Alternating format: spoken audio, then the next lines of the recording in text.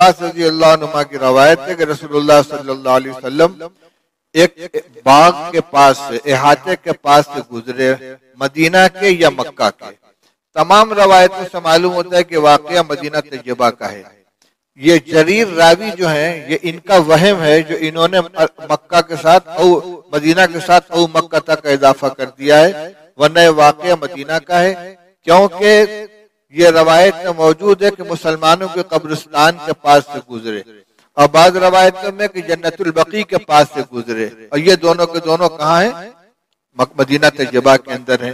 تو مدینہ طیبہ میں قبر کے پاس سے آپ گزرے، آپ کو دو آدمیوں کی آواز سنائی تھی جو اپنی قبروں کے اندر جن کو عذاب دیا جا رہا تھا، آپ کو محسوس ہوا، آپ نے سن لیا، تو آپ نے فرمایا یعذبانی، ان دو قبر والوں کو عذاب دیا جا رہا ہے، وما یعذبان فی کبیر، اور کسی بڑی چیز میں عذاب نہیں دیا جا رہا ہے۔ بڑی چیز میں عذاب نہیں دیا جا رہا، کیا مطلب؟ یعنی کوئی ایسی چیز نہیں تھی کہ جس سے بچنا بہت دشوار ہو، بہت مشکل ہو، مجبوراً مبتلا ہو گئے ہوں، بلکہ آسانی سے بچ سکتے تھے، لیکن انہوں نے اپنے آپ کو بچایا نہیں۔ پھر فرمایا ثم قال بلا، کیوں نہیں؟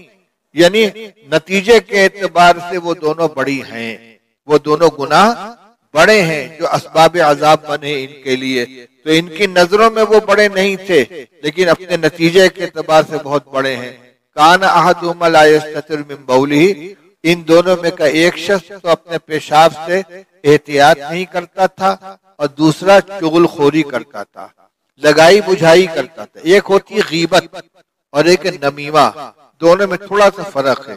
غیبت تو یہ ہے کہ کسی کا پس پش تذکرہ کر دینا، اور نمیمہ ہے ایک کی شکایت دوسرے کے پاس لے کر جانا، ان کی شکایت وہاں کی، ان کی شکایت یہاں کی، یہ جو چلت پھرت ہوتی، یمشی بن نمیمہ، چغلی کھانا، ادھر کی شکایت ادھر، ادھر کی شکایت ادھر، یہ غیبت سے بھی بڑی چیز ہے۔ یہ افساد ذات البین ہے، دو آدمیوں کے درمیان تعلقات کو خراب کرنا۔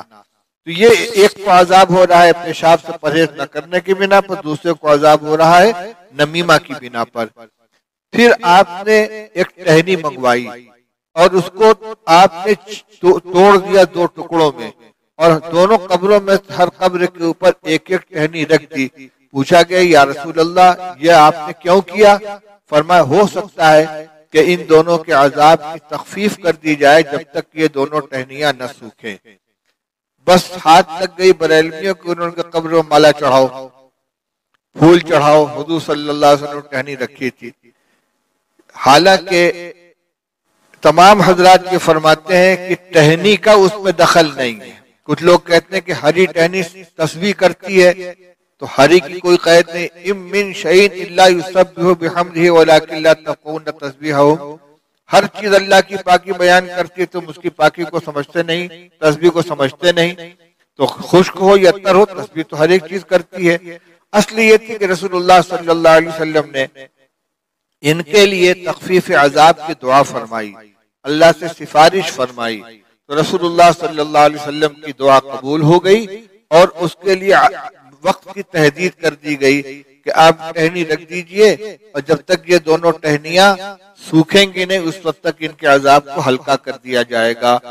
یہی وجہ ہے کہ ایک صحابی غالباً ابو الدرداء رضی اللہ تعالیٰ عنہ ہیں جن سے یہ عمل منقول ہے کہ انہوں نے اپنے صاحبزادوں کو وصیت کی تھی کہ میری قبر پر ہری ٹہنی رکھ دینا، ورنہ تمام صحابہ رضی اللہ تعالیٰ عنہ میں کوئی اس عمل کو نہیں کرتا۔